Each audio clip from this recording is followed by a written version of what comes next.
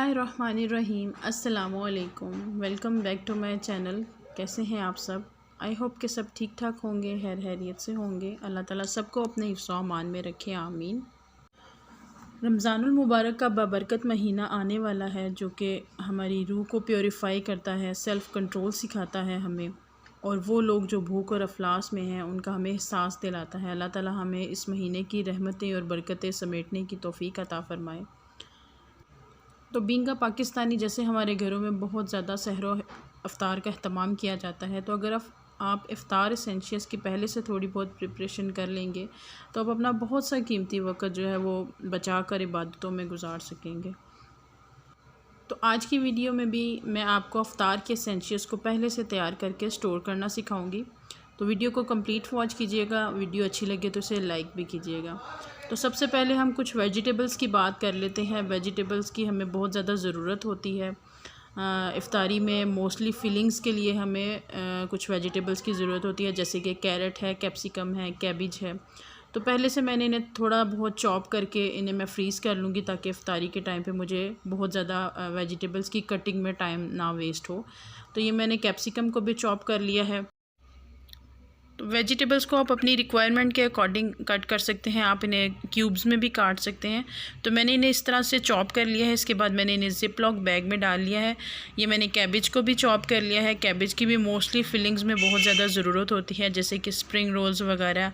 इसके अलावा अगर हम कोई भी चाइनीज़ बनाते हैं तो उसमें हमें कैबिज की, कैप्सिकम की ज़रूरत होती है। तो इसीलिए मैंने इनको इस तरह से चॉप करके ज़िप लॉक बैग्स में डाल लिया है। अब ये नेक्स्ट मैंने कैरेट ली है, और कैरेट को मैंने ग्रेट कर लिया है। आप इसे चॉप भी कर सकते हैं, और इसे भी हम इसी तरह से ज़िप लॉक बैग में फ़िल कर लेंगे, और फिल करने के बाद हम इसे फ्रीज़र में स्टोर कर सकेंगे। तो इसी तरह से मैंने अपनी रिक्वायरमेंट के मुताबिक वेजिटेबल्स ले ली हैं। आप और भी कोई भी वेजिटेबल्स को इस तरह से स्टोर कर सकते हैं जो आप समझते हैं कि आपको रमज़ान में उसकी ज़रूरत होगी। तो ये मैंने कुछ मटर लिए थे, मटर के दाने, इन्हें भी आप इजीली स्टोर कर सकते हैं। बस आपने इनको वॉश करके अच्छी तरह से ड्राई कर लेना है। इनमें किसी किस्म का मॉइस्चर नहीं होना चाहिए। अब ये मैंने टमाटरों को फ्रीज़ करना था, तो टमाटरों को आप 2 से 3 तरीक़ों से फ्रीज़ कर सकते हैं। तो मैंने इस तरह से इनकी प्योरी बना ली है। इनमें भी मैंने पानी बिल्कुल भी नहीं डाला, बिल्कुल मैंने जस्ट सिंपली इनको रफली काट कर और इनकी प्योरी बना ली है ब्लेंडर में, और अब मैंने क्यूब्स में डालकर फ्रीज़ कर लूँगी। इस तरह से आप 1 मंथ तक इसको यूज़ कर सकते हैं। तो मैंने इस तरह से प्योरी बना ली है, इसको मैं सालन में भी यूज़ कर सकूँगी। तो ये फ्रीज़ हो चुकी हैं। अब दोबारा से मैं इन्हें ज़िप लॉक बैग में डाल के और फ्रीज़र में स्टोर कर लूँगी। आप इन्हें 1 मंथ तक यूज़ कर सकते हैं, ये बिल्कुल भी ख़राब नहीं होंगे। तो इस तरह से आप ज़िप लॉक बैग में इन्हें फ़िल करके फ्रीज़र में स्टोर कर सकते हैं। जिंजर गार्लिक पेस्ट भी तैयार कर लेंगे, जिसकी कि बहुत ज़्यादा ज़रूरत होती है, चाहे आप सालन बना रहे हों या कोई भी फिलिंग बना रहे हों। तो ये मैंने जिंजर और गार्लिक को वॉश करके मैंने ड्राई कर लिया था। उसके बाद हम इसमें ऑयल डालेंगे, पानी बिल्कुल भी शामिल नहीं करेंगे, तो ये बिल्कुल भी ख़राब नहीं होगा। तो मैंने इसमें ऑयल डाला है, इसकी एज़ ए प्रिजर्वेटिव। तो इस तरह से आप इसे स्टोर कर सकते हैं। इसका कलर बिल्कुल भी ख़राब नहीं होगा, ये ग्रीन नहीं होंगे, इसी तरह से रहेंगे अगर आप इसमें ऑयल डालेंगे और पानी बिल्कुल भी इस्तेमाल नहीं करेंगे। तो इसको भी मैंने क्यूब्स की शक्ल में सेव कर लिया है। आप इसे एज़ इट इज़ जार में भी स्टोर कर सकते हैं। आप इसे फ्रिज में रख कर 1 मंथ यूज़ कर सकते हैं। तो मैंने इन्हें क्यूब्स की शक्ल में कर लिया है। ये 1 टेबल स्पून, एक क्यूब जो है वो 1 टेबल स्पून के बराबर है। इसके बाद ये मैंने कुछ चटनियाँ बनाई थी, जिनकी मैं रेसिपीज़ शेयर कर चुकी हूँ। तो ये ग्रीन चटनी है, जिसकी के दही बल्लों और चाट वगैरह में ज़रूरत होती है। तो ये मैं इसको भी क्यूब्स की शक्ल में स्टोर कर लूँगी। तो इस तरह से क्यूब्स की शक्ल में फ्रीज़ करके इसको ज़िप लॉक बैग में रख के तो मैं फ्रीज़र में सेव कर लूँगी। आप सिंपली दही में इसको डाल के रायता भी बना सकते हैं। इसके अलावा आप इसे चाट में भी यूज़ कर सकते हैं। और ये इमली की चटनी है। इमली की चटनी को भी मैंने क्यूब ट्रे में डाल दिया है, और इसी तरह से इसको भी मैं फ्रीज़ कर लूँगी और फिर ज़िप लॉक बैग में डाल लूँगी। और अब ये वाइट चिकपीस हैं, यानी कि सफ़ेद चने, जिनकी दही बल्लों, चाट वगैरह में बहुत ज़रूरत होती है। इसके अलावा आप सालन भी तैयार कर सकते हैं, पुलाव भी बना सकते हैं। तो चनों को तैयार करने के लिए सबसे पहले इनको सोक करना पड़ता है, फिर इन्हें बॉयल करना पड़ता है। तो ये काम अगर आपने पहले से किया हो तो बहुत ज़्यादा कन्वीनियंट रहता है। तो ये मैंने नमक और थोड़ा सा बेकिंग सोडा डाल के इन्हें मैंने बॉयल कर लिया है, और बॉयल करने के बाद थोड़ा सा इन्हें ठंडा करके मैं इन्हें ज़िप लॉक बैग में फ़िल करके फ्रीज़र में रख लूँगी। तो चने मैंने काफ़ी सारे लिए हैं, 1 किलो मैंने चने लिए हैं जिन्हें मैंने एक रात पहले से भिगो दिया था और उसके बाद फिर मैंने सुबह नॉर्मली नमक और बेकिंग सोडा डाल के बॉईल कर लिया है। चने मैंने ज़्यादा इसलिए लिए हैं क्योंकि डेली ही चाट वगैरह, दही बल्ले वगैरह बनते हैं जिनमें ये चने यूज़ होंगे, तो इसलिए फिर अब मैंने इनको ज़िप लॉक बैग में फ़िल कर लिया है। अब हम प्याज को ब्राउन कर लेंगे, फ्राई कर लेंगे। प्याज की भी बहुत ज़्यादा ज़रूरत होती है। फ्राई अनियंस हम बिरयानी के लिए भी यूज़ कर सकते हैं, इसके अलावा कौरमा वगैरह भी अगर हम बना रहे हैं तो उसमें भी यूज़ होंगे। तो प्याज को थिनली स्लाइस करके इस तरह से खोल लिया था मैंने इनकी, ताकि इनकी लेयर्स जो हैं वो खुल जाएं। उसके बाद ऑयल गरम करके उसमें ऑयल में डाल दिया है और सारे प्याज एक दफ़ा से फ्राई नहीं किए क्योंकि फिर बहुत ज़्यादा सॉफ्ट हो जाएंगे, तो थोड़े थोड़े करके प्याज फ्राई करेंगे।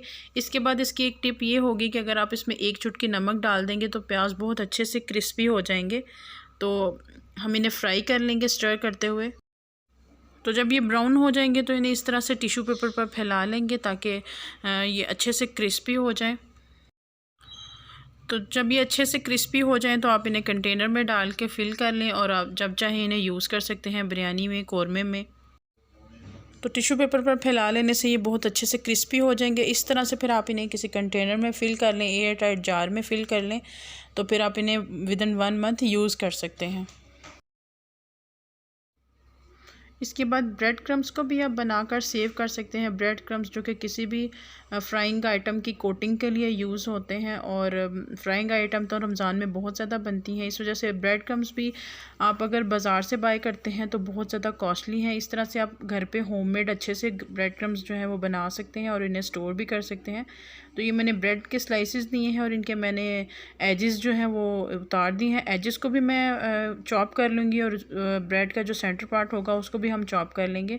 तो ये जो एजेस के ब्रेड क्रम्स हम तैयार करेंगे वो ब्राउन कलर के होंगे। 2 कलर में हम ब्रेड क्रम्स तैयार करेंगे और ये जो सेंटर पार्ट होगा इसको, ये वाले ब्रेड क्रम्स जो हैं ये वाइट कलर में होंगे। तो दोनों को चॉप करने के बाद चॉपर में मैंने चॉप कर लिया था। इसके बाद इसका मॉइस्चर ख़त्म करने के लिए इसको मैंने ड्राई रोस्ट कर लिया है।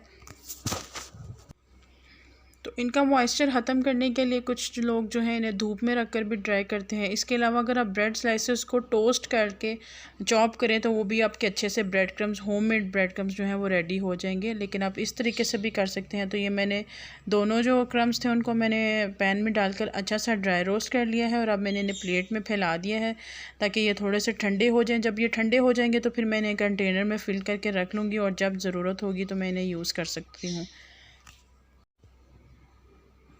तो कंटेनर आपके अच्छे से ड्राई होने चाहिए, उनमें भी किसी किस्म का कोई मॉइस्चर नहीं होना चाहिए, तो फिर ही आपकी चीज़ें जो हैं वो लॉन्ग लास्टिंग होंगी, आप इन्हें अच्छी तरह से यूटिलाइज़ कर सकेंगे।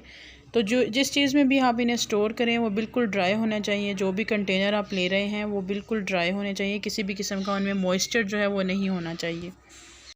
तो ये बहुत अच्छे से परफेक्ट से होममेड ब्रेड क्रम्स हमारे रेडी हो गए हैं जिन्हें मैंने कंटेनर्स में डाल के फ़िल कर लिया है।